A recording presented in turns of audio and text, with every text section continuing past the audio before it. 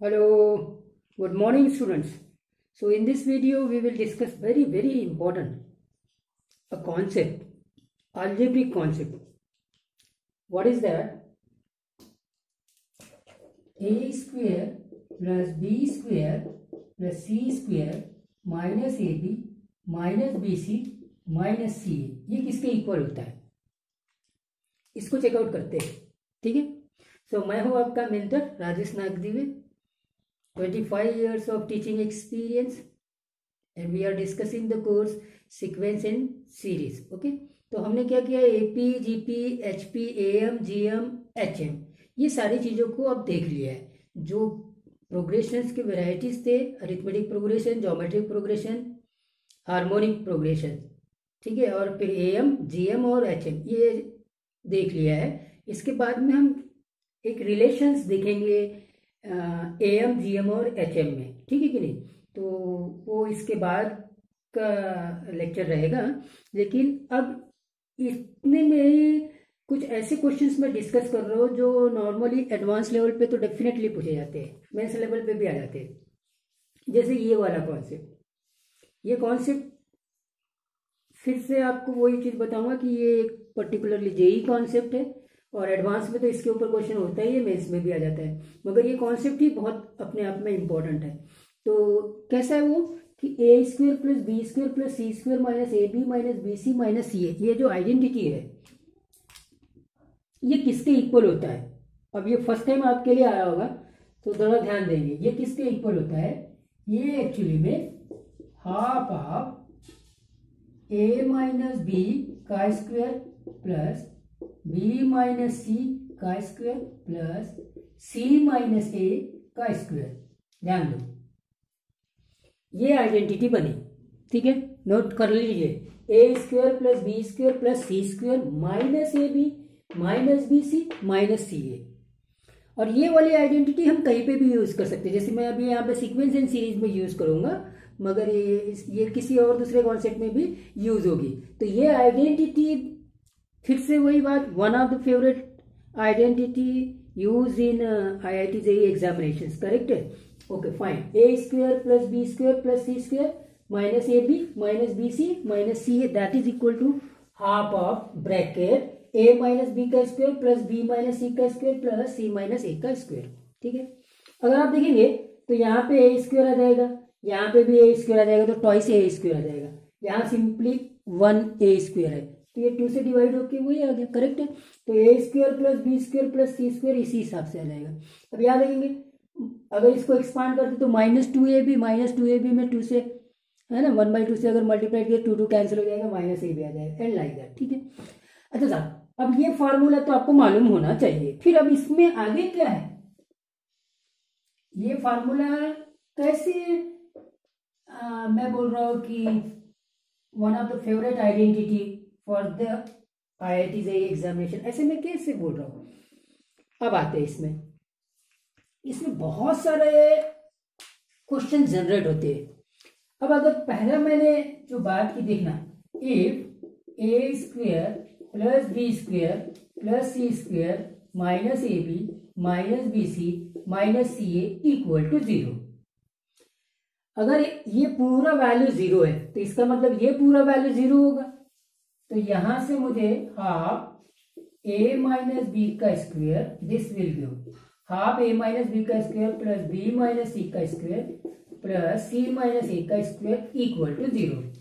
Half 0 में विलीन हो जाएगा, तो ये बचेगा ए माइनस बी का स्क्वेयर प्लस बी माइनस सी का स्क्वेयर प्लस सी माइनस ए का स्क्वेयर इक्वल टू 0। अब इसको देखना, यहां तक आप पहुंच गए हो, इसको चेकआउट करो।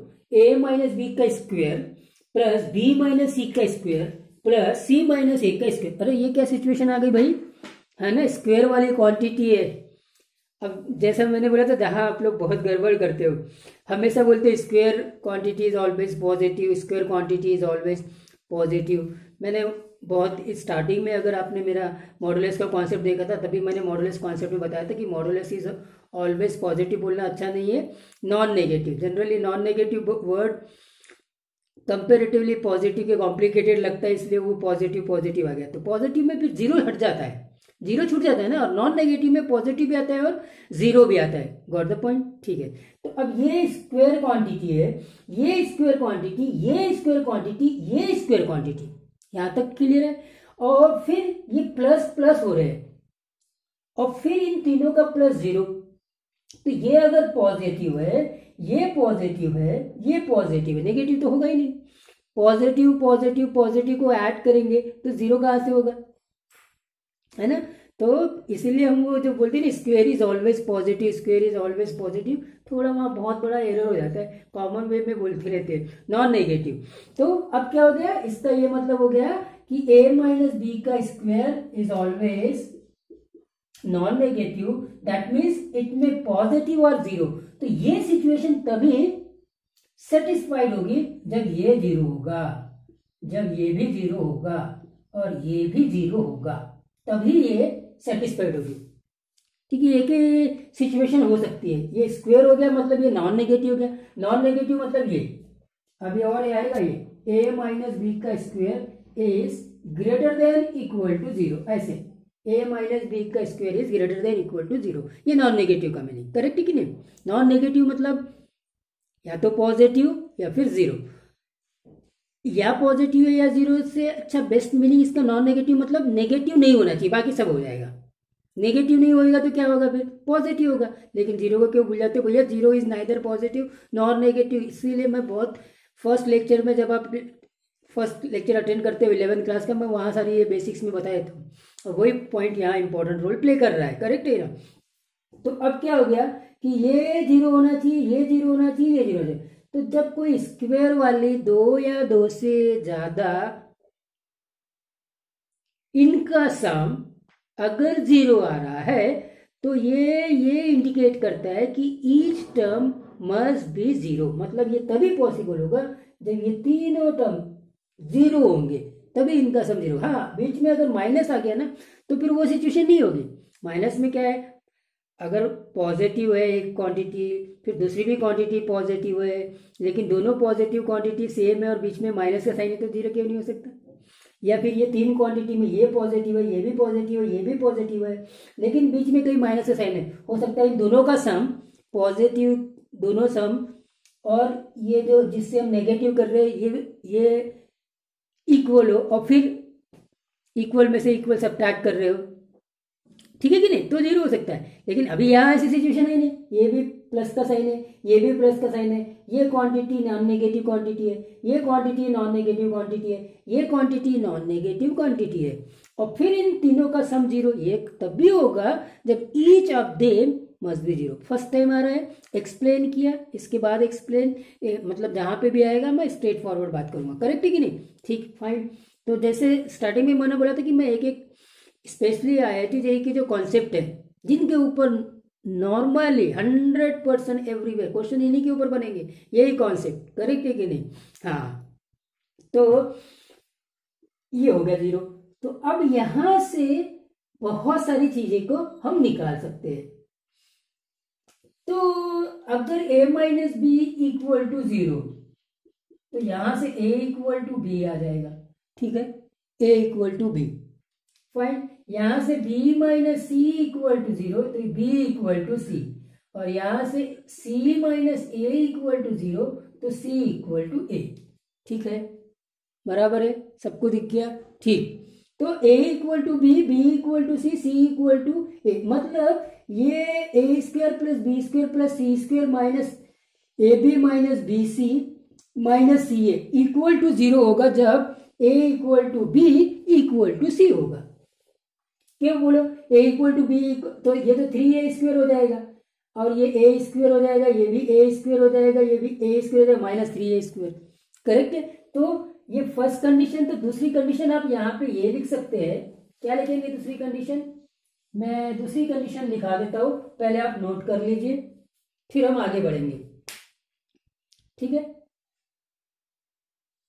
फाइन, पॉज करके नोट कर लेना। तो दूसरी कंडीशन में आ गया मैं। ठीक है, if a square plus B square plus C square minus A B minus B C equal to zero, that views A equal to B equal to C and vice versa. अगर a equal to B equal to C है तो a square plus B square plus C square minus A B minus B C minus C A equal to 0। और उसी चीज को हम ऐसे पहले लिखेंगे हाफ हाफ इंटू ए माइनस बी का स्क्वायर प्लस बी माइनस सी का स्क्वायर प्लस सी माइनस ए का स्क्वायर। तो यहाँ इतने पॉइंट्स थे, मैंने आपके सामने में डिस्कस किया है। करेक्ट है? ओके, इसको इक्विवेलेंटली हम ये लिखते हैं। ठीक है, अगर ये 0 है तो इसका मतलब A equal to B equal to C होगा। फाइन, स्ट्रेट फॉरवर्ड आप निकाल सकते। कैसे निकाला ये पूरा एक्सप्लेनेशन मैंने दिया। ठीक है साहब, तो इस कॉन्सेप्ट के ऊपर हम क्वेश्चन देखेंगे।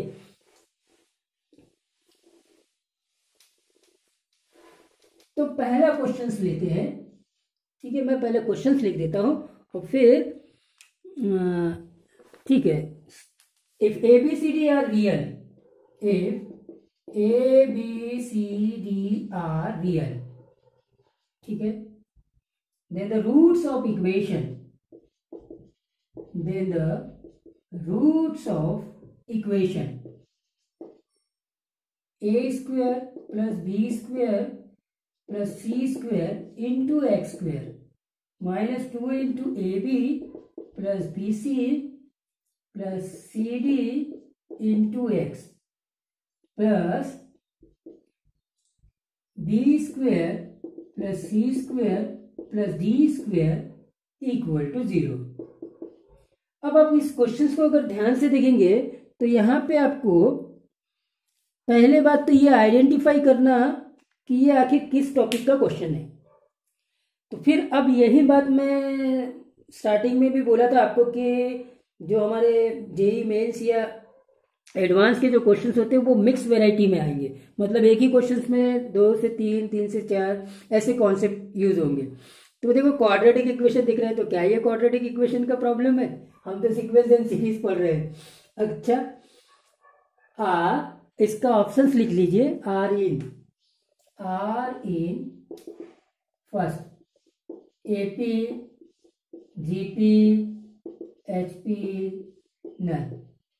ठीक है, हाँ, अब ये क्वाड्रेटिक इक्वेशन है।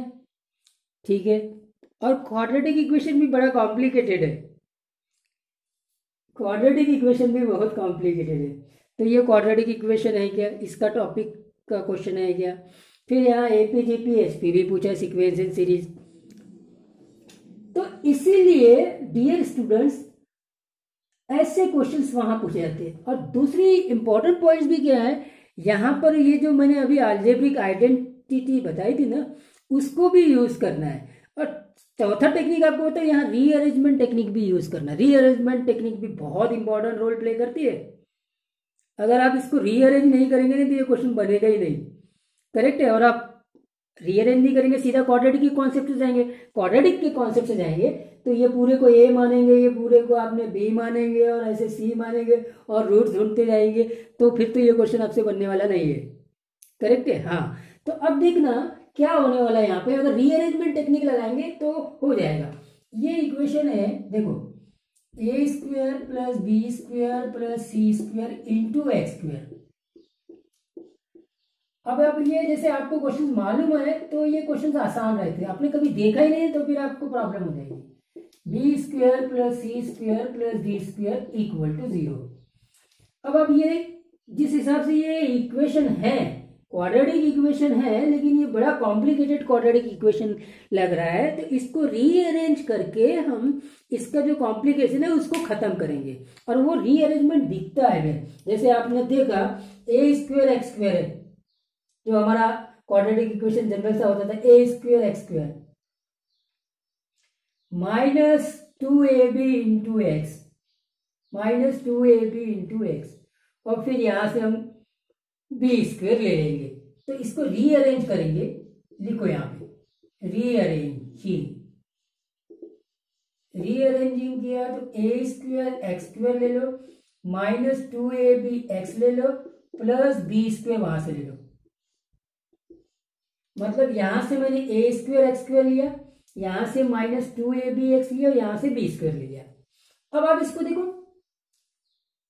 ये देखो, ये देखने से आपको समझ में आता है हाँ सर ये तो बहुत आसान है, ये ए माइनस एक्स का स्क्वायर है, ए माइनस एक्स नहीं, ए एक्स माइनस बी का स्क्वायर है, ए एक्स माइनस बी का स्क्वायर है, करेक्ट है, करेक्ट, ए एक्स माइनस बी का स्क्वायर है। तो फिर ऐसा ही चीज यहां सब में बनेगा। दूसरा लिखो b square x square minus 2 b c x हो गया, तो इधर से ले लो सी स्क्वायर, और तीसरा लिखो plus C square x square minus 2 c d x minus 2 c d x plus d square equal to 0। ठीक हो गया। तो जैसे ये ए एक्स माइनस बी का स्क्वायर है, वैसे ये क्या है, बी एक्स माइनस सी का स्क्वायर, ये क्या है, सी एक्स माइनस डी का स्क्वायर इक्वल टू 0। सी, तो ये यहां पे ए माइनस बी के स्क्वायर की आइडेंटिटी हमने लगा दिया, और ये जो क्वाड्रेटिक इक्वेशन गिवन है जो कि बहुत कॉम्प्लिकेटेड लग रहा था, वो रीअरेंजमेंट टेक्निक से होते हुए ऐसा दिख रहा है, करेक्ट है।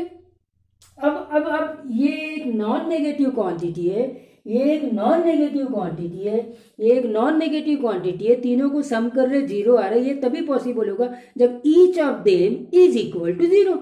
ठीक है कि नहीं। तो ये पॉसिबल तब होगा जब a x minus b equal to 0, ये पॉसिबल तब होगा जब b x minus c equal to 0, c x minus d equal to 0।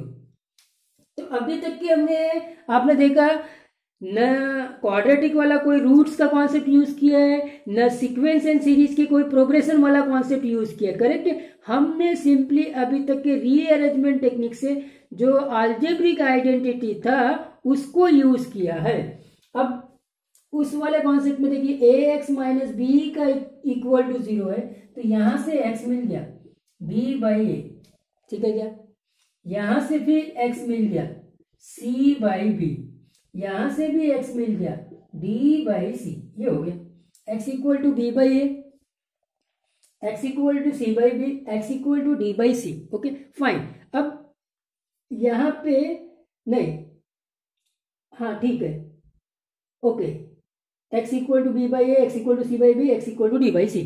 अब यहां से आप सीक्वेंस सीरीज का जो कॉन्सेप्ट एपी जीपी और एचपी, वो यहां से आइडेंटिफाई कर सकते हैं लास्ट स्टेप में। लास्ट स्टेप में अब अगर ये x equal to b by a, ये x equal to c by b है, तो देखो b by a equal to c by b होगा, होगा कि नहीं होगा, ठीक है।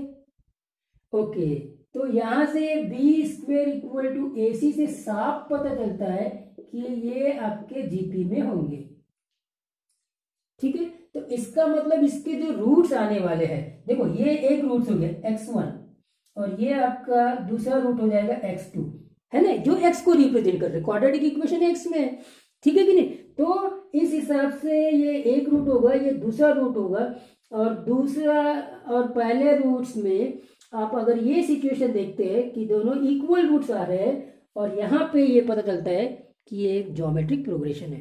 तो फाइन, एक तो ये चीज। अब इसको चेकआउट करते हैं नेक्स्ट को, x equal to c by b और x equal to d by सी।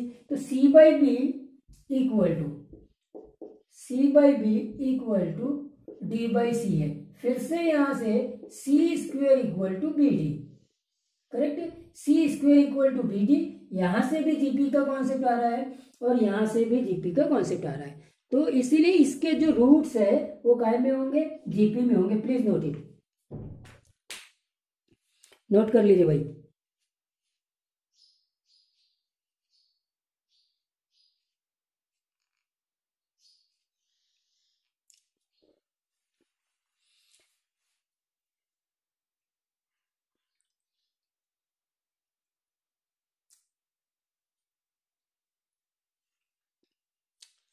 ठीक है, मैं प्रैक्टिस के लिए आपको ऐसा ही क्वेश्चन थोड़ा और लेंथ इसकी बढ़ाकर दे रहा हूं।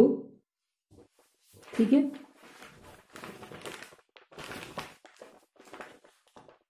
लिखना question, if a b c d e x are real, if A, B, C, D, E, X are real and A square plus B square plus C square plus D square or X square minus 2 AB plus BC plus CD plus DE into X plus B square plus C square plus D square plus E square is less than equal to 0. इस बार less than equal to 0 लिखा है.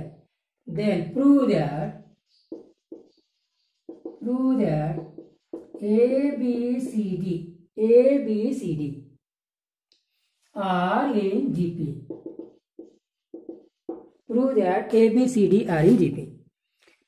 अब इस questions, इसके पहले जो questions किया था उससे तो आपको समझ में आ गया कि सिमिलर क्वेश्चंस है, कुछ छोटे छोटे चेंजेस हुए हैं, इक्वेशन थोड़ा उसके कंपेरेटिवली कॉम्प्लिकेटेड हुआ है, ठीक है, ये बात समझ में आ गई. दूसरा यहाँ पे लेस देन इक्वल टू का कॉन्सेप्ट आ रहा है, उससे कोई इशू नहीं आएगा. अभी मैं बताता हूँ वो उसका कैसे यूज होगा. Okay fine. तो सबसे पहले तो आप इसको रीअरेंज कर लीजिए. रीअरेंज करेंगे तो ए स्क्वायर एक्स स्क्वायर हो जाएगा माइनस 2ab एक्स हो जाएगा प्लस बी स्क्वायर हो जाएगा. फिर दूसरा आप बी स्क्वायर एक्स स्क्वायर हो जाएगा, ठीक है, माइनस 2bc एक्स हो जाएगा प्लस सी स्क्वायर हो जाएगा, ठीक है.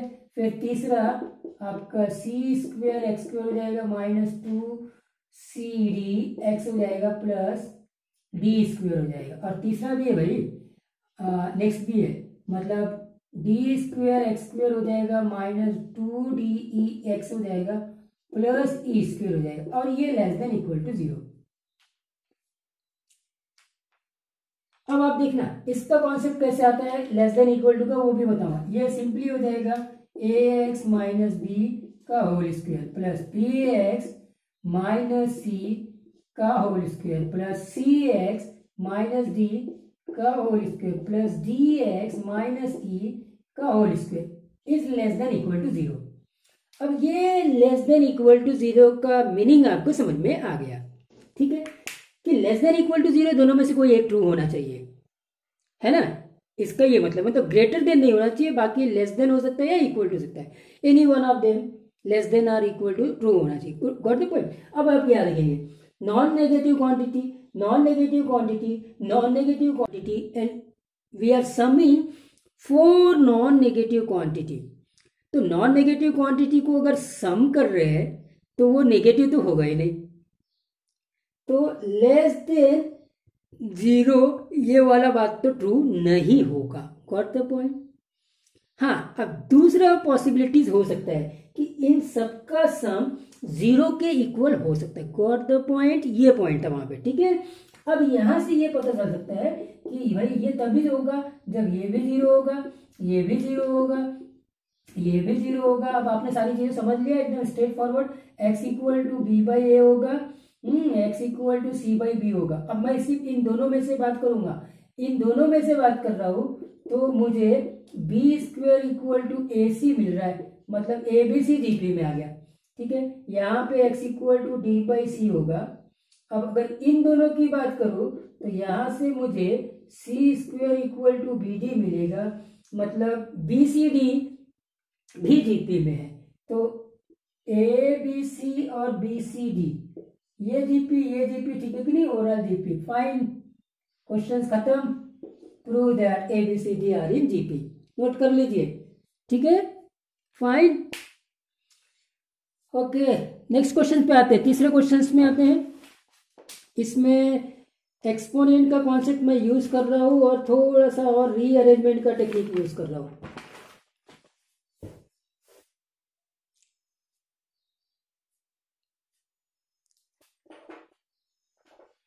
ठीक, बैठा देता हूं. फाइन. अब आप देखेंगे कि अगर रीअरेंजमेंट का टेक्निक लगाना है तो कैसे आएंगे नेक्स्ट क्वेश्चन पे, ठीक है।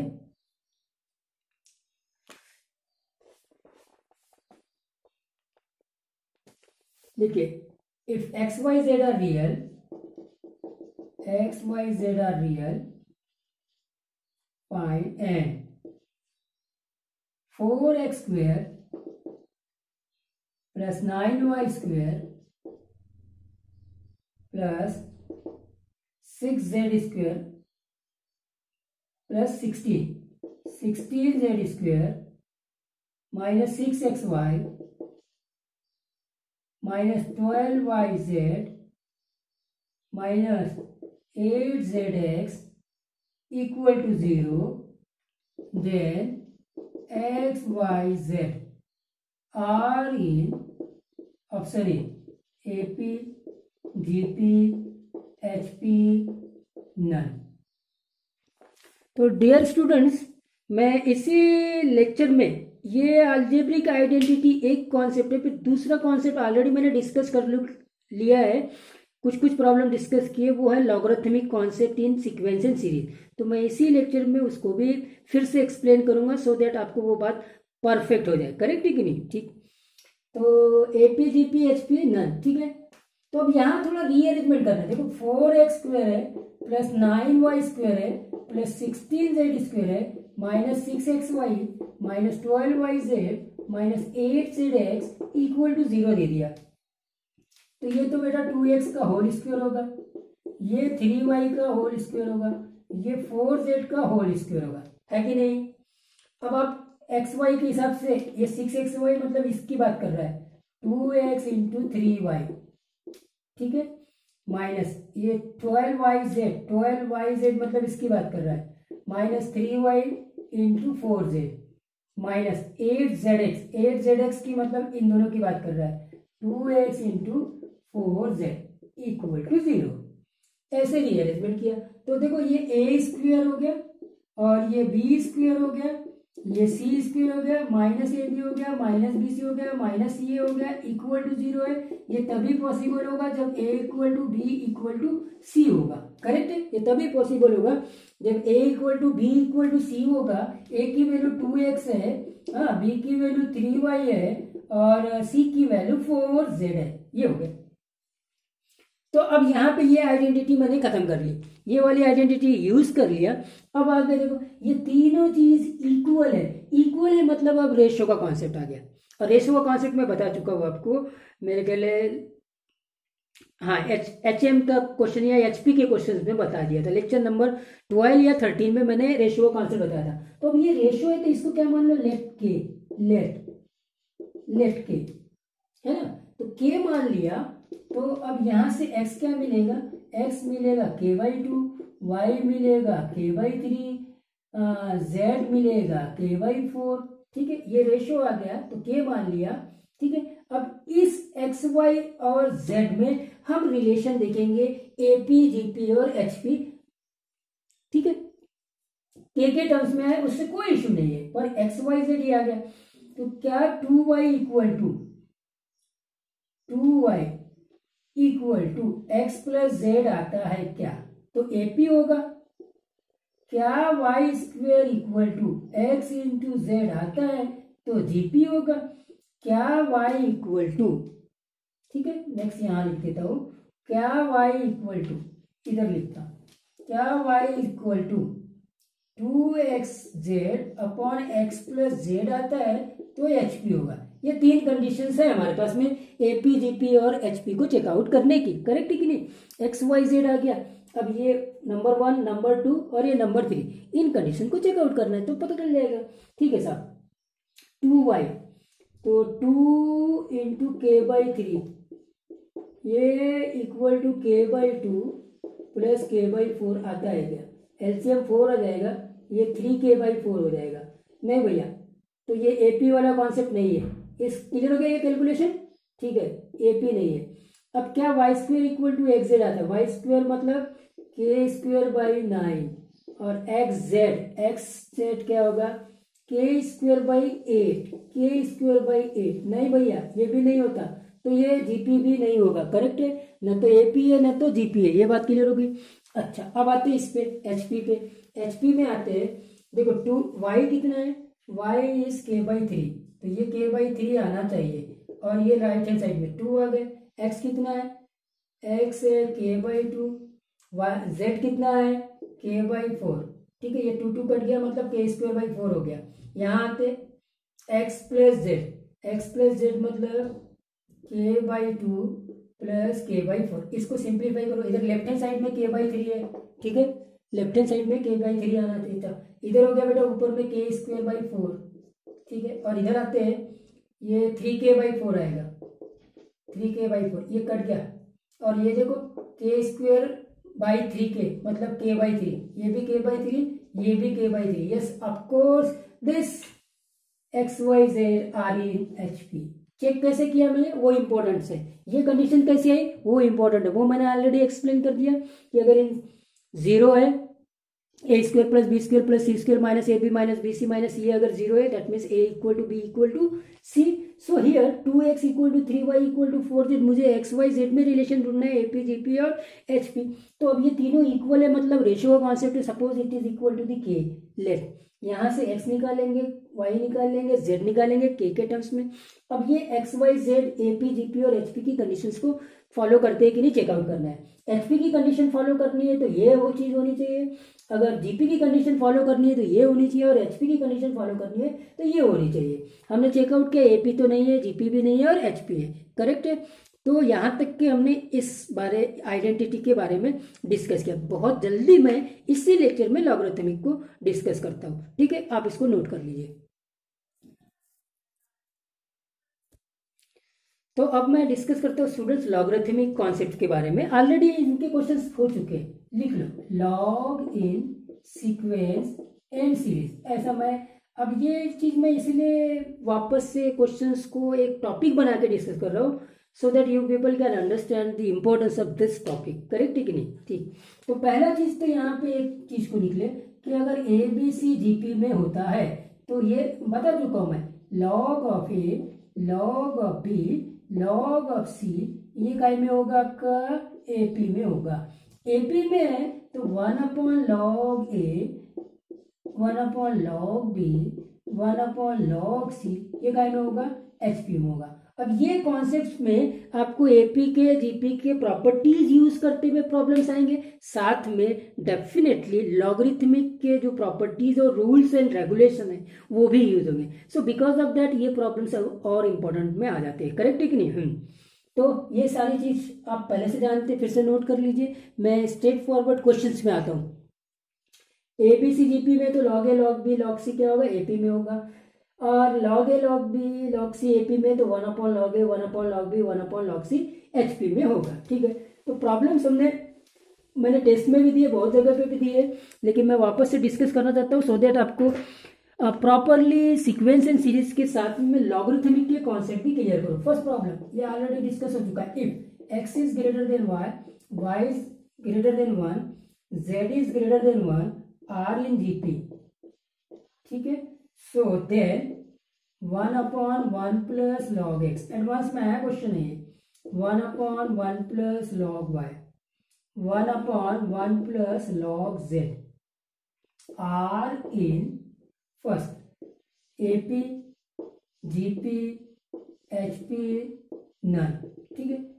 अब आपको यहाँ पे क्या दिया हुआ है, x y z are in GP, तो ये कंडीशन को यूज किए। एक्स वाई जेड जीपी में straightforward log of x log of y log of z AP में होगा, ठीक है। स्क्वेयरिंग वाई स्क्वेयर कर देंगे एक्स जेड कर देंगे, अगर आप लॉगरिथम लेंगे तो 2 log y = log x plus log z आ जाएगा। That shows that the log x and log y and log z are in AP, ठीक है साहब। अब देखो 1/, की बात कर रहा है, 1/, की बात कर रहा है तो 1/log x 1/log y 1/log z, तो ये तो HP में होगा। लेकिन थोड़ा सा होल्ड ऑन करिए, हमें यहाँ प्रूव करना है 1 + log x 1/, वाला, तो 1 + log x ला लीजिए, तो यहाँ से 1 + log x 1 + log y 1 + log z ये भी AP में होगा, क्यों एपी में होगा? एपी की प्रॉपर्टीज है। एपी की प्रॉपर्टीज ये बोलती है कि अगर एक्स वाई जेड एपी में है तो उनके ईच टर्म में सेम नंबर ऐड करते, सब्ट्रैक्ट करते, मल्टीप्लाइड करते, डिवाइड करते, तो रिजल्टेंट जो सीक्वेंस होता है वो एपी में ही रहता है। ठीक है, ठीक है साहब। तो ये फिर से एपी में हो जाएगा।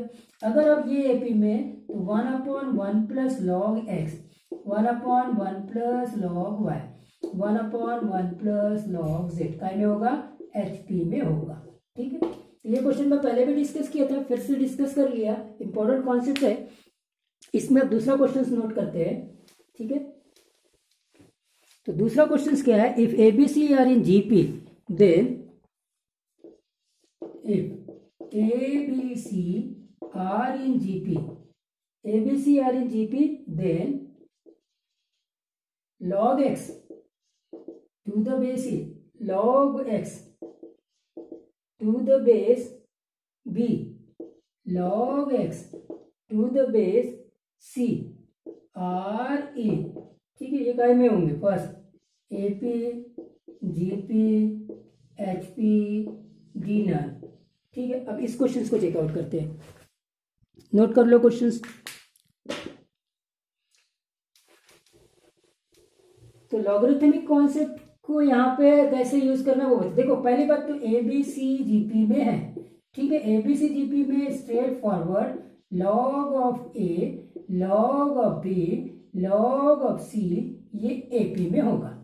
अब होल्ड ऑन, अब ये एपी में होगा। अभी तक कि हमने बेस कुछ दिया नहीं है, ठीक है कि नहीं? हाँ, जब बेस कुछ दिया नहीं रहता है तो हमारा बेस जो होता है ना नेचुरल लॉगरिथमिक का ई, वो हम मानते हैं। अब यहाँ क्वेश्चंस में बेस के ऊपर, अब मैं लॉगरिथमिक कॉन्सेप्ट में आ रहा हूँ, करेक्ट है कि नहीं? हाँ, तो अब देखिए इस क्वेश्चंस में ये ए बी सी और एक्स की बात कर रहा है, ए बी सी और एक्स की बात कर रहा है, तो इसीलिए इसका बेस एक्स दे दीजिए। सब में बेस एक्स दिया, सब में बेस एक्स दे दिया। ठीक है, हाँ, अब बात क्लियर हो गई, एक्स दे दिया। अब अच्छी सा ये एपी में है ना, तो यहां से अब एचपी का कॉन्सेप्ट आ जाएगा 1/log of a to the base x, 1/log of b to the base x, 1/log of c to the base x. ये एचपी में होगा। देखो एपीसी में एचपी में आया। ठीक है, अभी लॉगरिथमिक का कॉन्सेप्ट यूज नहीं किया है। तो ये 1/1 वाला कॉन्सेप्ट आया ना, उसमें लॉगरिथमिक का कॉन्सेप्ट यूज नहीं किया, सीक्वेंस एंड सीरीज का कॉन्सेप्ट यूज किया। हालांकि 1/1 वाला कॉन्सेप्ट लॉगरिथमिक में भी है, जो अभी नेक्स्ट स्टेप में एक्सप्लेन कर रहा हूँ। अब आप एपी जीपी एचपी को छोड़ दीजिए, इस टर्म्स को देखिए, ये 1/log of a to the base x है। ठीक है, तो बेस चेंज वाला फॉर्मूला आ जाएगा। इसी को मैं क्या लिख सकता हूँ? log of x to the base a. इसी को क्या मैं लिख सकता हूँ? log of x to the base b. इसी को क्या मैं लिख सकता हूँ? log of x to the base c. ये काय में होंगे? एचपी में। आंसर एचपी लिख दीजिए, है ना। अगर आपने लॉगरिथमिक तो पढ़ा ही है, बेसिक फंडे आपको मालूम है, तो कोई इश्यू नहीं होना चाहिए। क्वेश्चन नोट कर लिया होगा, आंसर नोट कर लीजिए, और मैं नेक्स्ट क्वेश्चन को मूव करता हूँ जल्दी से।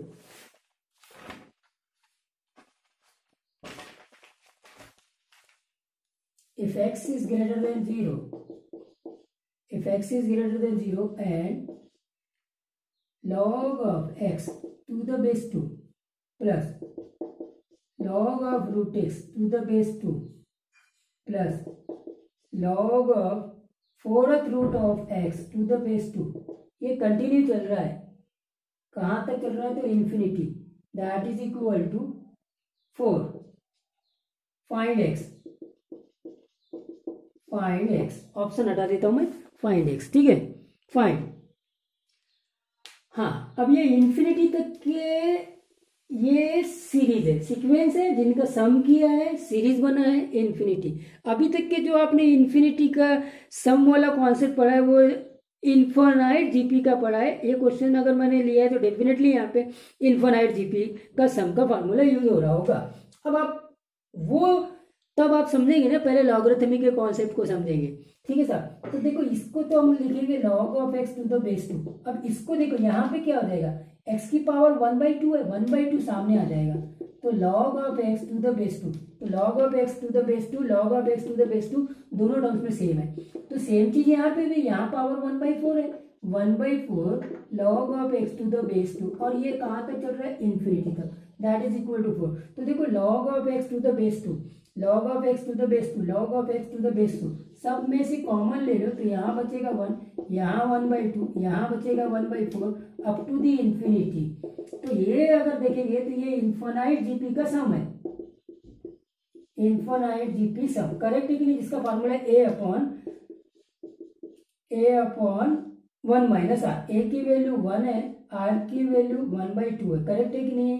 ठीक है साहब, okay, that is equal to 4। तो ये हो जाएगा log of x to the base 2 into 2 that is equal to 4। ये 2 से 4 2 तक कट गया, करेक्ट। तो यहाँ पे आ गया log of x to the base 2 that is equal to 2। और अब यहाँ पे लॉगरिथमिक का दूसरा कॉन्सेप्ट कि अगर लॉग फॉर्म है तो उसको एक्सपोनेंशियल फॉर्म में कैसे कन्वर्ट करते हैं, ये आपने कन्वर्ट कर लिया। तो x इक्वल टू 2 की पावर 2, x इक्वल टू 4। तो क्या क्या कॉन्सेप्ट यूज हुआ है डियर स्टूडेंट देख लीजिए। पहली बात तो लॉगरिथमिक का रूल्स मतलब पावर रूल, पावर में जो रहता है वो सामने में मल्टीप्लाई हो जाता है। जैसे इसकी पावर 1/2 है तो 1/2 सामने आ गया, इसकी पावर 1/4 है तो ये 1/4 सामने आ गया, ठीक है। उसके बाद में एक और कॉन्सेप्ट हमने यूज किया, सम ऑफ इन्फिनाइट जीपी का formula. Sum of infinite GP के फार्मूले के बाद अगर आप यहाँ देखेंगे तो फिर ये लॉगरिथमिक का दूसरा कॉन्सेप्ट कि लॉगरिथमिक फॉर्म से एक्सपोनेंशियल फॉर्म में कैसे हम कन्वर्ट होते हैं, ठीक है। तो ऐसे क्वेश्चंस रहते हैं डियर स्टूडेंट्स लॉग में। तो यहाँ पे और भी बहुत सारे क्वेश्चंस है जो ऑलरेडी मैंने कुछ क्वेश्चन तो सीक्वेंस एंड सीरीज के टेस्ट में यूज कर लिए।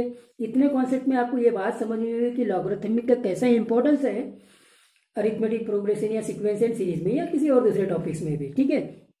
फाइन, तो पहला आइडेंटिटी मैंने a² + b² + c² - ab - bc - ca वाली आइडेंटिटी बताई थी। उसमें बहुत इंपॉर्टेंट पॉइंट्स किए थे कि अगर वो इक्वल टू 0 होते तो a equal to b equal to c होता है, या ये होल आइडेंटिटी इक्वल होती है 1/(a - b का होल स्क्वायर + b - c का होल स्क्वायर + c - a का होल स्क्वायर, करेक्ट है। वहाँ से वो नॉन नेगेटिव टर्म्स का कॉन्सेप्ट बताया था कि ईच टर्म इक्वल टू 0 होना चाहिए, तभी वो स्क्वायर वाले क्वांटिटीज का सम जो है वो 0 होगा, है ना, करेक्ट है। फिर वहाँ से हमने सीक्वेंस एंड सीरीज में AP GP HP के भी प्रॉब्लम्स को सॉल्व किया था। आई होप दैट ये सारी चीज़ें बात आपको समझ में आई होगी। ये लेक्चर्स को यहाँ खत्म करते, बहुत इंपॉर्टेंट लेक्चर था स्पेशली फॉर एडवांस, इनके ऊपर क्वेश्चंस आते हैं, ठीक है।